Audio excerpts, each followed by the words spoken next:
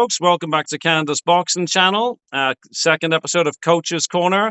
Welcome back to Julian McGowan. Julian, as you know, is a former amateur boxer, amateur coach, and professional coach, having taken Gary Sykes, actually, to the British Championship. Julian, welcome back. How are you doing? I'm good, Bob. I'm good, and thanks for having me on again. I really enjoyed the first installment and looking forward to making it a regular feature. Awesome. Well, as always, we've got more questions than we have time, so I'll just jump right in. The first question is one that's been in my mind. I've always viewed corner work as being analogous to a Formula One pit stop, where everything is smooth, everybody knows their job, and the car is ready for the next lap, the fighter's ready for the next round. And I've looked at Alexander Usyk's corner, and I've been impressed by that. And I was hoping you could tell everybody watching what you like about Usyk's corner work, maybe what you don't like, what you like generally speaking about corner work, what makes a good corner. The floor is yours, my friend. First of all, it's a great question. It's an intelligent question. For me, that obviously, as you'd expect, for such a while it's a short question, there's a long answer, and there's never one right answer, as you'd expect, Bob. So, in terms of Usyk's corner work, you'd expect them to be the ultimate professionals. They're at the top end of the scale. They're elite, not just in terms of the fighter and the strategies, but the whole team will be elite, right down to the nutrition, dietitian, cook, assistant coach, you name it, all the way up to the head coach. This is a professional team. But what you've also got in that corner is you have one voice. Everybody knows their role, and you have one voice unless there's a second voice by invite. So that's one of the key things that makes a good corner. What frustrates me, so for example, if we go to the why not while we're on Usyk, if we go to the Fury and Usyk first fight, you saw Yeah. a complete contrast in the other corner. So you've got two guys who have been in camp with Tyson in terms of Andy Lee and Sugar Hill. They're the ones who was working on the strategy. And then you had John Fury, who wasn't part of that camp, with his opinions. Now, that's not an attack on John Fury. I'm just using the opposite end of the spectrum with Usyk and Fury.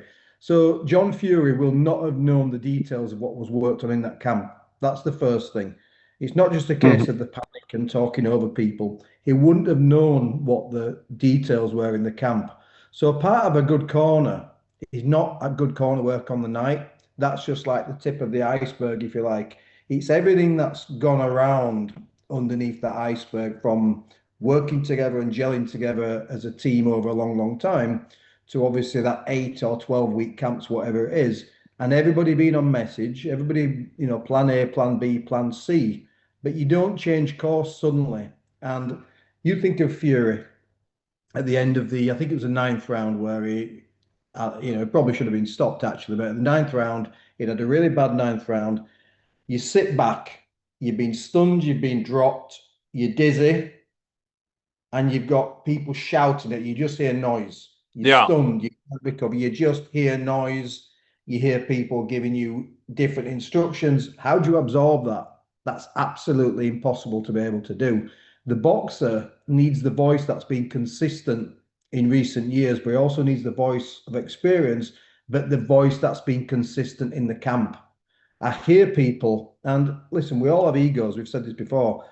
I mean, this is obviously elite teams, elite fighters, but we all have egos, and you see people on the night who suddenly become part of the corner.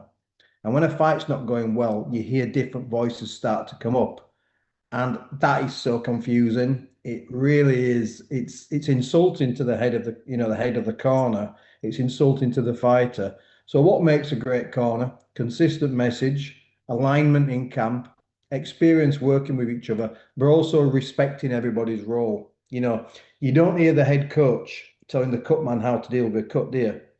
Well, You no, I don't want. wouldn't. I wouldn't think so. I mean, that would be, it's very interesting the way you've described this. It's sort of, I had visions of, Manchester United taking the field for the FA Cup final, and some guy who maybe owns a part of the club running out and saying, "Oh, I'm going to play for this particular match. I I like this idea." I mean, And that person that's wouldn't know what to do, wouldn't know what the game plan was, and probably would certainly lack the talent required. But Interesting, Wouldn't have very a clue. interesting. Yeah, wouldn't have a clue. And it's all about that unity and it's all about getting things right. And corner work's something that, you know what, some people are better in the corner than they are actually as coaches or as trainers. So the one that comes to mind was always everybody knew that Angelo Dundee wasn't really the trainer of Ray Leonard and Ali. There were other people in the camp who did the training, and everybody knew that. But Dundee was such a great motivator. But as long as his role was made clear as the head corner man in, say, one of Ray Leonard's big fights, as long as that was made clear and he was part of that camp and he understood the message and understood the strategy, he fitted in. He's a bit of a contrast to what I've just said, but because he understood, so he was a great motivator. You never really heard Angelo Dundee, when you think of all the great fighters who he's been associated with, you never heard ultra technical advice from Dundee. And there's a couple of ways you can look at that. One, because he was a motivational voice, he could see the way a fight was going. He would literally just box, box, box. You never heard him break it down with Ray Leonard against Marvin Hagler. He was just saying box, baby, because he didn't need to tell Ray Leonard how to box. And Right. sometimes you get the coach who will go in with ultra detail and say, step to your left and dip and throw this and do that and pivot out. And they give them all these massive amounts of information and it just becomes way too much to consume. So I'm repeating the point, which everybody has to have a place, everybody has to have experience. But I think the key thing for me over the years was knowing your fighter.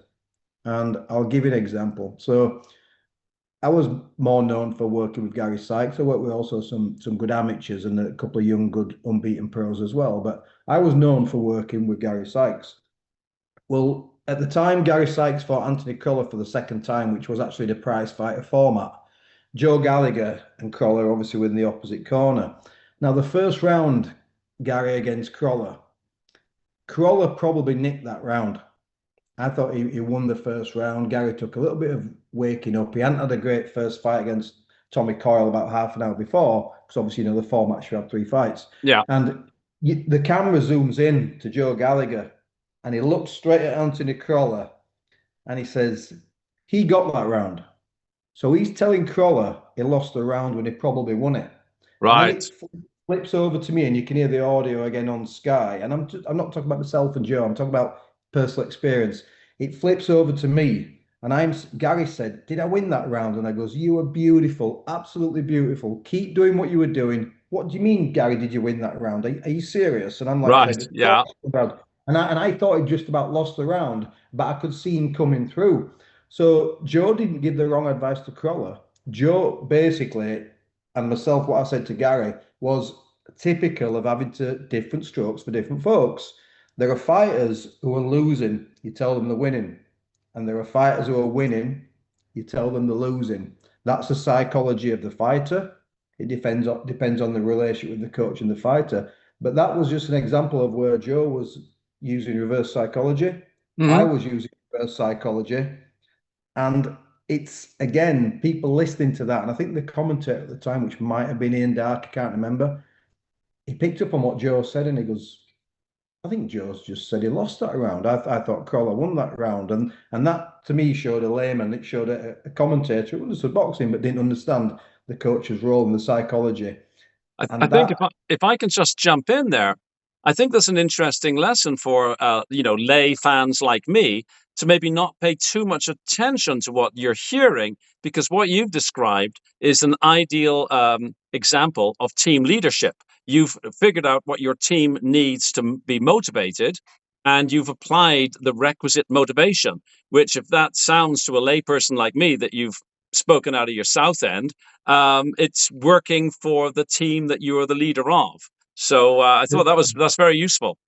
absolutely, there's a reason for that, and there's also another part of that. Sometimes you might be doing something that visually looks to be the wrong tactics, but when you've worked on a certain tactic in camp with your fighter and you know your fighter intimately, you might be working on something that's going to take 3 or 4 rounds to start to show through. Keep throwing the left hook after the right hand. Keep throwing the left hook after the right hand. Might be a good example when the opponent is either blocking or swaying away from the left hook, but you might specifically know as a coach that if you keep throwing the left hook, is going to slow down when the fighters go to a closer range. At some point, that shot's going to work. And it's almost like long-term planning over 12 rounds. And this is that's something when you hear people commentate on what's going on in the corner, and you hear fans commentate on social media during a fight saying, "Why is the corner saying that?" Listen, sometimes the corner gets it wrong, but generally there's a reason that you tell something. Another Yeah. example will be when you hear a corner man give a specific piece of advice, and you think, why is he throwing that? Why is he throwing that shot? Why is he throwing the hook as he steps in? His right hand's his best punch. Why is he not using his right hand? Well, he's not using his right hand because every time he uses his right hand, he gets caught with a counter left up because the other team have worked out what tools to use against that opponent. So there's all these things at play that people don't understand, and this happens behind closed doors. This happens in camp. It doesn't happen in the ring. And all you're doing on fight night is you're playing through the scenario that you've thought about for 8 weeks. And this isn't a one case scenario. This is plan A, plan B, plan C. And of course, things go wrong. Things get tipped upside down. But there's a lot of judgment on corner work, and I'm thinking these things have been talking about 3 months ago. Don't be surprised by what they're doing. Well, it's interesting. You will remember, of course, when Anthony Joshua had his unfortunate night at Wembley with Daniel Dubois. And the roll the dice comment attracted a lot of attention, something Ben Davidson had said. And only very recently he's addressed that, and he said something like what you were saying, though he didn't articulate. Wasn't given the chance to articulate it, but he said it was something that had been worked on. So it it did not sound, like the go take a flutter or go have a quick gamble. It did sound that something had been planned, and that sort of made a lot more sense, I think. Absolutely, they will have seen there was certain shots, that Dubois gets caught with, and certain things that Joshua would have had that success. And you have to try something. He was badly down. He was getting absolutely hammered, Hmm. and didn't look great in that fight. Get caught with 10 seconds into the fight. He got caught with a big right hand. But I'm not a critique or a fan of Ben Davison. I think he's a good coach. I think there are better coaches, but I think he's one of the best coaches in the UK, for example. But no one ever hears when he gets it. Whenever Ben Davison gets it right, he's inherited a great fighter.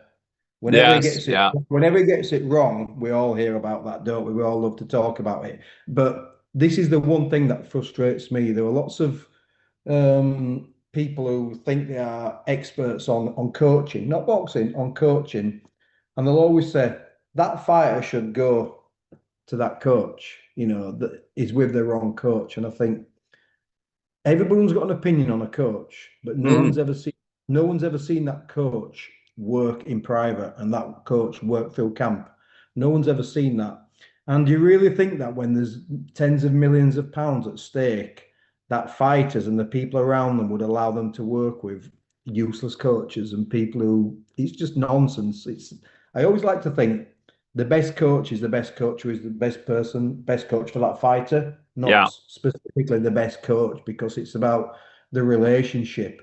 But everyone has a view on boxing, everybody has a view on coaching, which is absolutely fine. But if you think about it, you always see if you look at anyone you want to talk about, you look at Marvin Hagler. All Marvin Hagler's fights are there. We've seen the footage of the vast majority of Marvin Hagler's fights anyway since the mid 70s. They're all there, so we know how Marvin Hagler fights. But what have we seen of Marvin Hagler training? 10, 15 minutes of rolled footage all put together. We Right. don't see we don't see the camp, we don't see the strategy, we don't see all the work that goes on behind the scenes. We only see what people want us to see. Which Most is things which is happen why behind closed doors. sorry, which is why we should ignore sparring stories, because we don't know what the fighter was working on at the precise moment, and that what he'd exactly asked his sparring partner to do. In a real fight, the A side fellow might have easily been able to drop the sparring partner, but he was working on something particular. Absolutely correct, Bob. And another thing as well, it's interesting you talk about, stories because everyone has there's your opinion, his opinion, and then the truth often lies somewhere in the middle. But Hmm. what I don't understand is exactly to your point. You're in an 8 weeks camp. a 10 weeks camp. It's purpose-built camp towards the opponent you're fighting. Now, sparring, most fighters look lousy in sparring early on, and they'll have off nights. So for me, for example, Gary had a small attention to detail. He got easily bored. Never gave him the same session ever. But we would train for 6 weeks, 7 weeks. We never did a 10-week camps. His mind couldn't cope with that. So we do a 6 or 7 weeks camp. I was only ever interested in his last two spars and how he looked. Right. He's looking fantastic in sparring. Who cares? It's about as close to the performance as possible. And when you see what you need to see in that penultimate spar, especially, sometimes the final spar is a little bit more technical and a little bit lighter. But in that penultimate spar, if I've seen what I need to see, that's a really good indicator what kind of performance we're going to get on the night. And if it's the last two or three spars are not great, that's a worry because you think those are the ones you want to be right. It's like the dress rehearsal. You want the Right. dress For sure. rehearsal Yeah, I was thinking that to be exact great, term. don't you? Who Yeah. cares about the early rehearsals and everything else, what's going on? But yeah, everyone's got a story in sparring. Everybody's got an opinion on what happened in sparring, but how often does that even matter? It's what happens on fight night, it's what happens Well, in the corner, and it's what happens in the ring ultimately. if it mattered, then I think Mr. Bacoli would be the undisputed heavyweight champion of the world. And perhaps we can we can leave that there. Um, Yep. which uh, Martin Bacoli, I'm always given weight whenever I think of Martin Bacoli, which reminds me now of our good friend Jerry and valued contributor to the channel, Jerry from Northern Ireland, who has posed an interesting question to you. Um, how do you, as a coach, work with somebody, varying heights? How do you determine what weight class they should fight in, and how does that change from the early days through their career? I know you've heard Jerry's question, so if I've not quite articulated it perfectly, you can expand upon it by all means. Again, it's an intelligent question, and as you know, you're getting to know me now, you guys. That's the kind of question you'll get a response from me. That's my interest is coaching. That's the side that interests me. So great question, Jerry. Appreciated. And it's also a question I've not been asked that often. So again, it shows people don't always ask the right questions. So how do you determine a fighter's weight? Well, the first factor, and I'm gonna make assumptions and I'm gonna talk about personal experience, but the first factor is body type. We all have different body types. There's endomorphs, hectomorphs, and mesomorphs. That's generally the three body types of a man, and people fall in between the gaps as well. So the reason I'm saying that is because if you think of, for example, an ectomorph, okay, tall, skinny, you think of Deontay Wilder. Mm-hmm. Think of a mesomorph, an Adonis, athletic, muscular. You think of Anthony Joshua. And then you think of an endomorph, someone short and squat. You think of Andy Ruiz. So that kind of helps. And I'm talking about heavyweights now, not lower down the weights, which I'll move on to that one. But you've got different builds, different heights, different frames, different builds. There's no science in the world that's going to make all those three have the same body types. That's just not going to happen. You see fighters in there who look absolutely shredded, fighters who look lean, fighters who always look like they could lose a few pounds, and they probably can't. It's just their body type, if you like. So the first thing you're dealing with is different body types, and you have to understand those body types, and you have to realize what I can work with and what I can't work with. So the body types is one of the factors. And then you've got the three key things which we all know about any training, any sports, not just combat sports. You've got, first of all, the exercise. You've got to do the right exercise program and you've got to work hard. Mm-hmm. Second of all, you've got to get the diet right and the nutrition right. And then, of course, we've got the rest and recovery. Rest, all those three things are very important parts of any sport. So the reason I'm saying that is if you get a guy in the ring, in the gym, sorry, you start to work with a young amateur, he's wanting to turn professional, and he's saying, what weight am I going to fight at? All right. So I'll go back to Gary Sykes as an example. You work with what you know. First of all, have a look at his body type. Make sure he's ticking the boxes, get him on the scales as well. That's the most important thing. You get him on the scales, more or less out of camp. I look at his body type. I look at his routines. I look at what he's working on. I look at maybe what he's missing out. And then I take time to evaluate all of those things. And if he's ticking the box, And if he's doing all those things right and he's got a nice balanced, nutrition, he works hard, start to look at his weight. So, for example, if we're in when I started working with Gary for his first one or two fights, really, really on in his career, I remember looking at him and doing itinerary on him and thinking, he was in shape. He was England number one. He's elite amateur boxer, the equivalent of a GB podium squad fighter in the day. He was national champion, three-time national champion, ABA champion. So he was a top fighter. But when I looked at him, he was slightly overdeveloped on one side. One of his traps was slightly bigger than the other. He broke his right hand a couple of years towards the end of his amateur career. And there were just little things where I looked at him and I thought he doesn't have a lot of weight on his chest. He's got not a lot of chest there. His back isn't that strong. Working with what I've got are the elements of that I can build on him, because it's always easier to build someone up gradually than it is to break them down at the beginning of the career. So I Sure. use those principles. Started working with Gary, and he was a featherweight.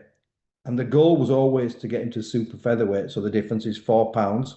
People think, what's 4 pounds? It's a lot. You stand a featherweight next to a super featherweight, albeit a similar body shape, you'll see two very different sized people. You can see it's noticeable, the difference. If you stand a featherweight who's 9 stone next to a lightweight, people don't understand this. You get a guy who's 9 stone to a guy who's 9 stone 9, you got a giant at the side of you. So Yeah. there's all those things, whereas it's like 9 pounds, 5 pounds, 4 pounds makes a big difference. So I work with a fighter, and I think it's going to be easier to build him up.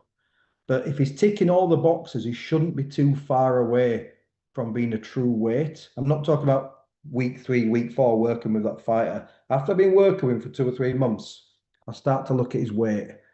And if he's round about the 10 stone, 10 stone 1, 10 stone 2 mark, maybe 2 weeks out from a fight, because obviously you start to deplete slightly the food intake and various things, and you peak in terms of fitness. If he's 8, 9 pounds out, 2 weeks out, that's given me a good indication of what weight he's going to fight at.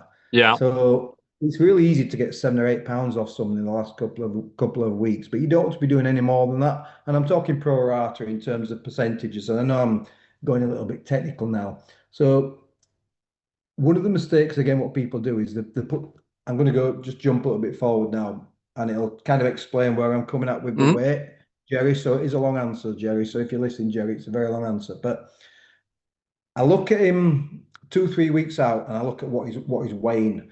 Now, why am I saying 2 or 3 weeks out? Because generally 2 weeks out from a fight, and this is at the beginning of a professional career, by the way, we're not talking championship fights.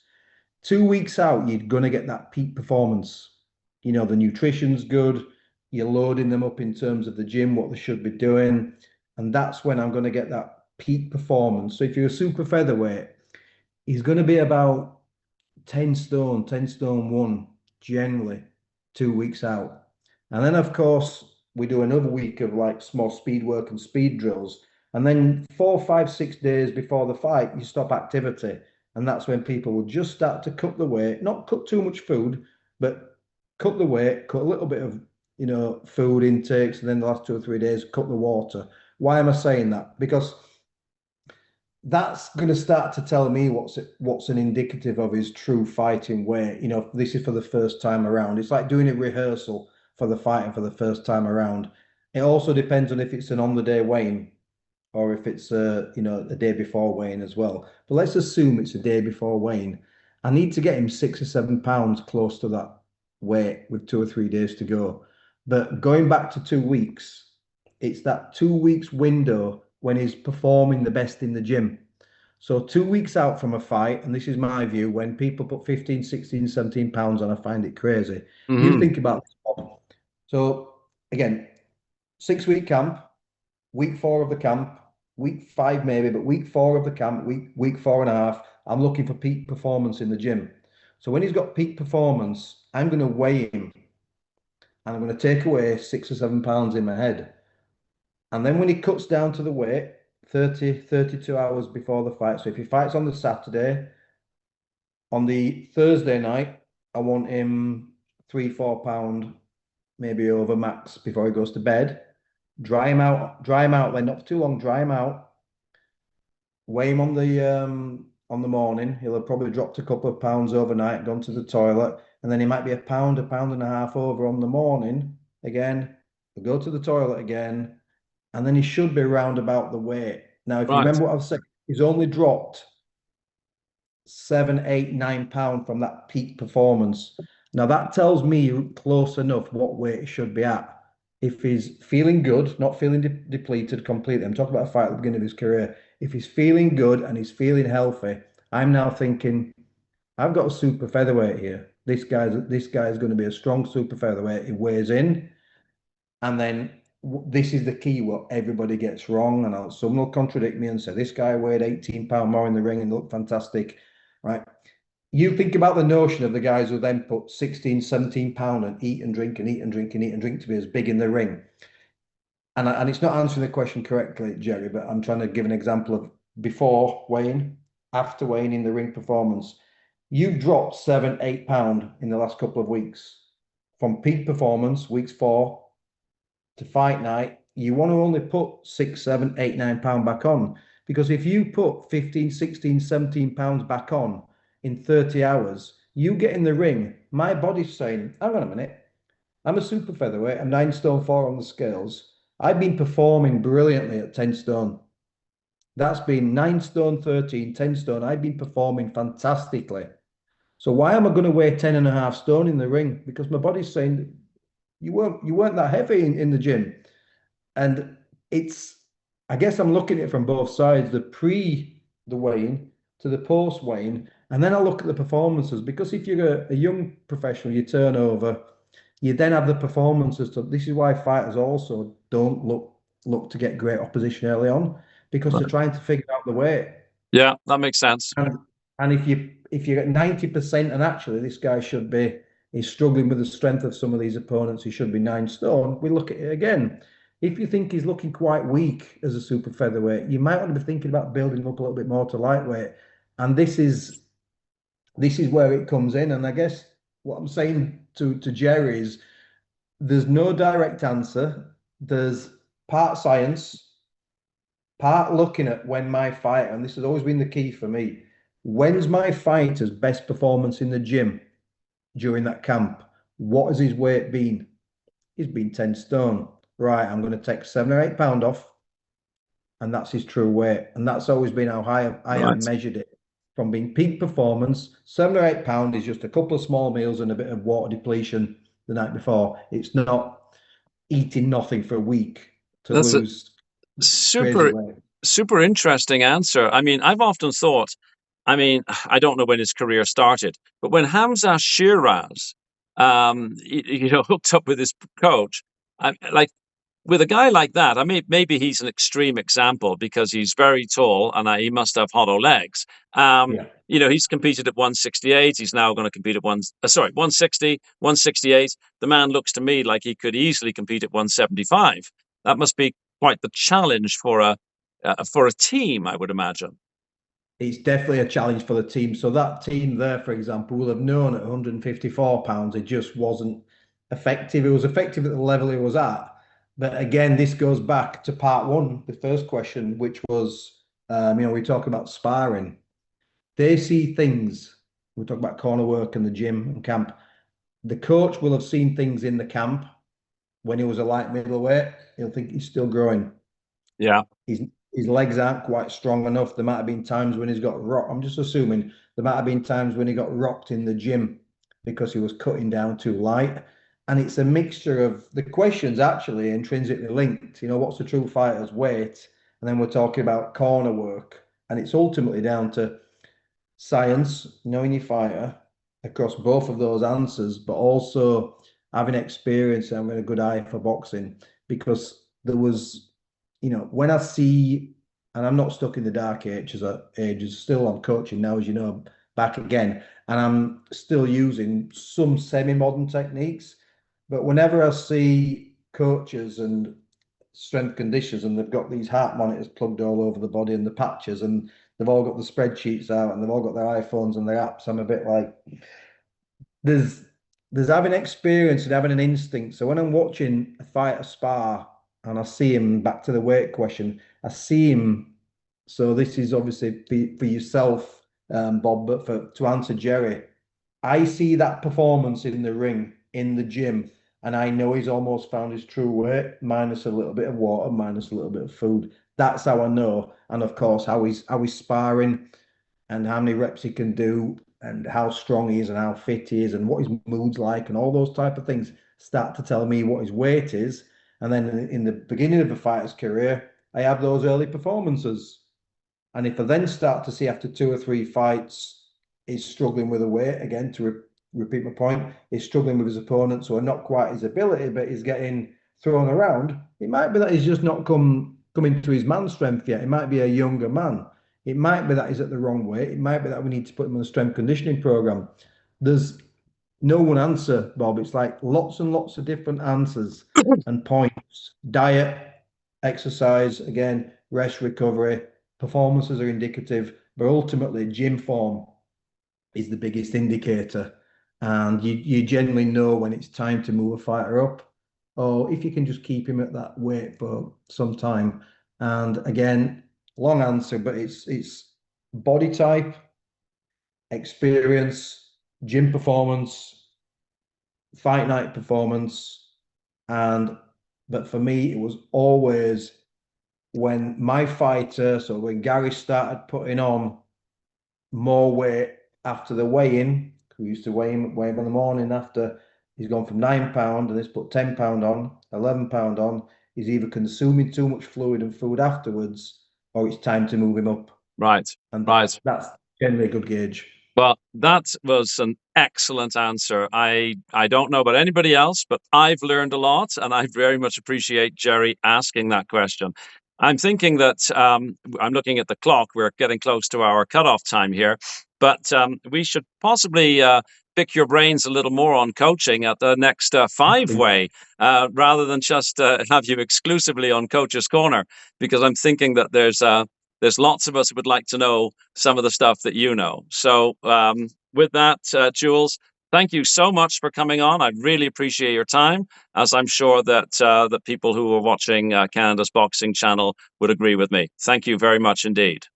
Thank you, Bob, and I apologise if they are long answers, but then again, I don't apologise because I like to explain it in detail. Detail is good. Your expertise is most appreciated. Thanks, everybody, for watching. Please join me in thanking Julian McGowan. And please like, share, and subscribe. We look forward to seeing you on the next video. Thanks, everybody, I'll be for there. watching. Cheers. Take care, Bye-bye. Bob. Thank you. Bye-bye.